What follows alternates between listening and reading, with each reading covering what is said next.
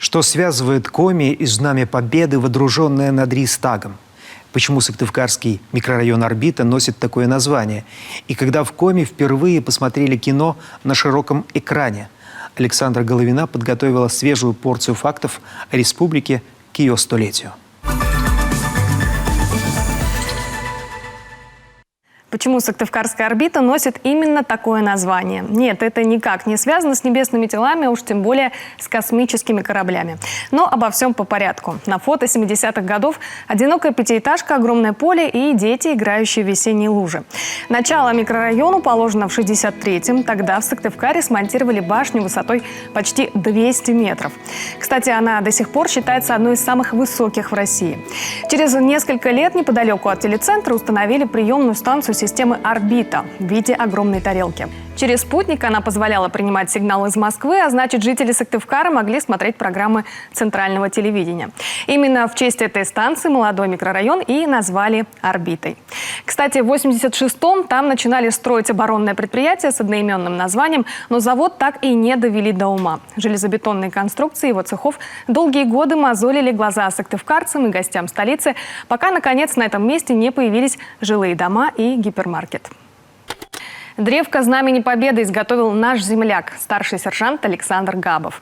Весной 45-го штаб 3-й ударной армии, войска которой уже штурмовали Рейхстаг, обосновался в 17 километрах от Берлина.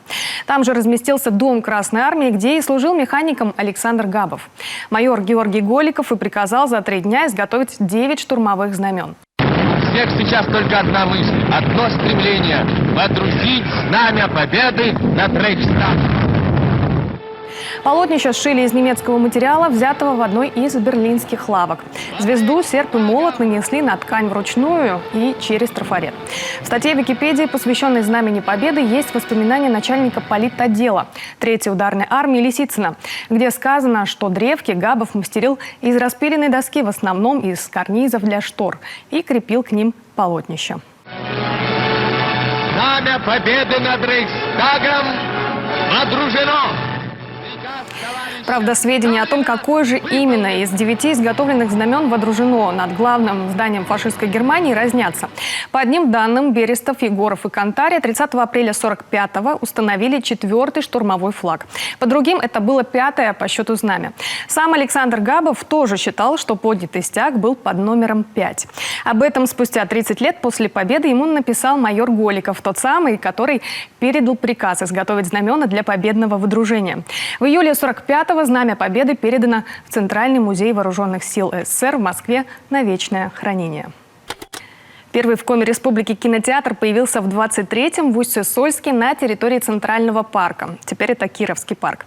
За 25-26 годы в Усть-Куломском и Усть-Вымском уездах кинофильмы посмотрели 20 тысяч зрителей. В октябре 37-го в Сыктывкаре появляется отделение «Союз кинопроката». Считается, что с этого года и начался отсчет времени кинопроката Коми. Уже через несколько лет Коми отделение главкино проката обеспечивает 105 широкопленочных киноустановок. В фильмофонде кинофильмы Киевской, Одесской, Белорусской и других студий. Пусть без страха жалуют к нам в гости, но если кто с мечом к нам войдет, от меча и погибнет. Количество копий в фильмофонде растет. Звуковой полнометражный фонд составил в 1939 году 120 названий. Даже в годы войны, несмотря на то, что на фронт ушли почти все киномеханики, кино продолжали демонстрировать.